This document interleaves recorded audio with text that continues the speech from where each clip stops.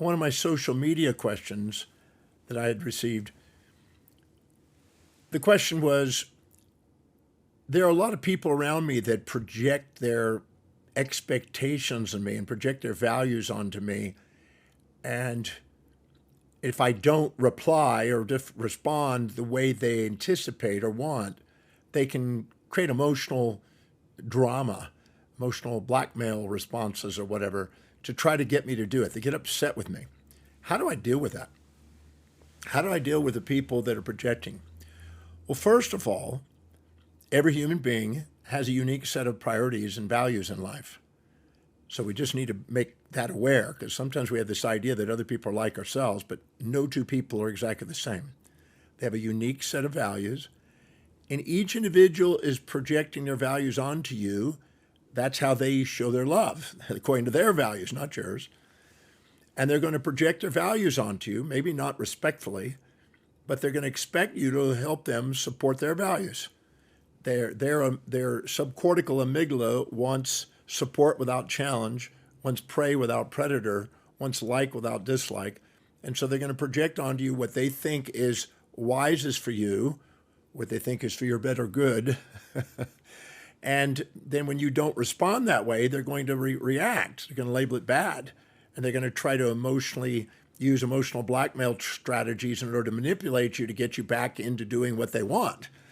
And that's not necessarily the most respectful way of communicating. In fact, that's a sign that they don't respect your values. They're just self-righteously projecting their values onto you and expect you to live in their values. So what I do is I say to them, when they say, I should do this, I need you to do this, I want you to do this, I go, I should according to who? I need to according to who? I'm to do this according to you. And I said, so if I have a set of priorities in my life, am I to live in your priorities or am I to live by my own priorities? And if so, how will it help me fulfill my priorities by fulfilling yours? If you can see how what they're wanting is helping you fulfill what you're wanting, you'll probably do it.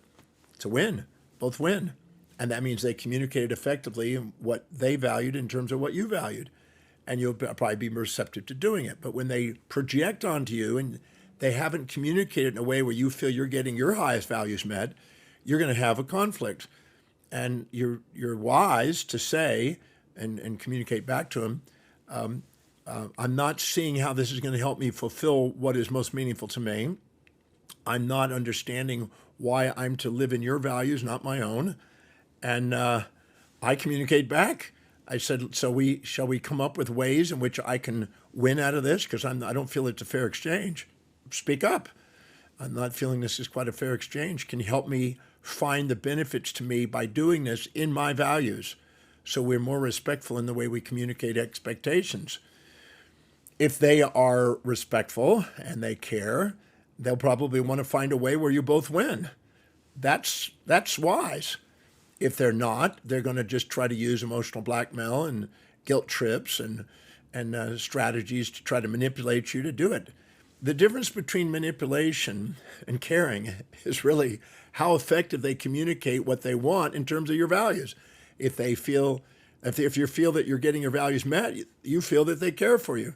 If they don't, and they're just getting their values met, not yours, you feel that they're manipulating and narcissistic or something. So give them a chance to attempt to bring to your awareness the benefits to you and your values, to give you a reason with more advantages in doing that than options you have. If you can see how there's more advantage of doing something else, you're going to retaliate and respond and say, right now it's not priority. And right now that's not something that's deeply meaningful. Can you help me understand how it's going to help me fulfill what's meaningful to me? Because I feel that you're getting what you want, but I'm not getting what I want. And let's find a way where we both get what we want. I have no problem communicating that and say thank you, but no thank you. Sometimes I'll say it this way. Thank you, but no thank you. That's not priority for me right now. I have a very, very busy schedule. I have a high priority systems, and what you're asking is not highest in priority. And it's not that I don't care about you, and it's not that I don't love you and appreciate you, but right now it's not priority. If you have a very busy schedule and you fill your day with high priority things, it's easy to say no to people and say thank you, but no thank you. And say that if I did it right now with my mind not focused, it's not fair to you for me to do a poor job, a weak job at doing what you want. I'd rather you find somebody that's really engaged, that can give you full attention and do something that's accomplishing what you want, but I'm not the one at this moment. And people ask me quite often, can you do this? Can you do that? And I'll say, not now, but there may be a time when it works. And just be open about it.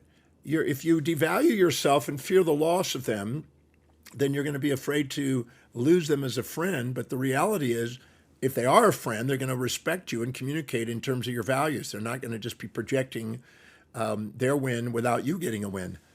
And if you don't give them feedback, they'll keep doing it. And they'll just keep doing that to other people because nobody's giving them feedback.